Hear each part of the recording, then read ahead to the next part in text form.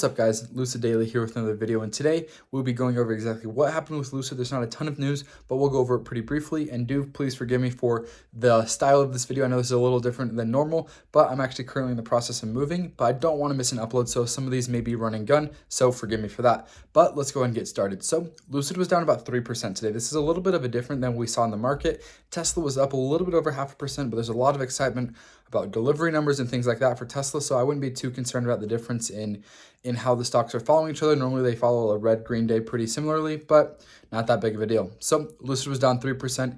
And then the only other thing that really happened in terms of Lucid news today was Lucid posted a picture on Twitter of additional Dream Edition owners that had recently gotten their cars. Now, there was no context in this video as of when they received their vehicles or if it was that day of the post. If it was the day of the post, hopefully those are the last Dream Editions that we see delivered, because today, March 31st, so yesterday, or whenever you're watching this, March 31st was the end of the quarter. Today's April 1st.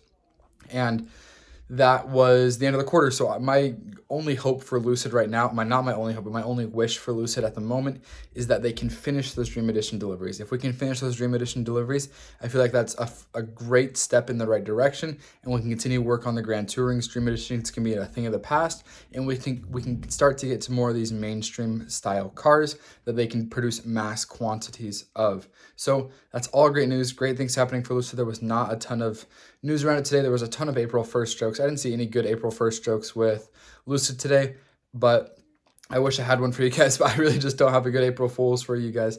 But I appreciate you sticking with me. I appreciate the patience in this kind of format of video, and I will work as hard as I can to get you the best quality of videos on a daily basis about Lucid. So if you enjoyed updates about Lucid on a daily basis, consider subscribing.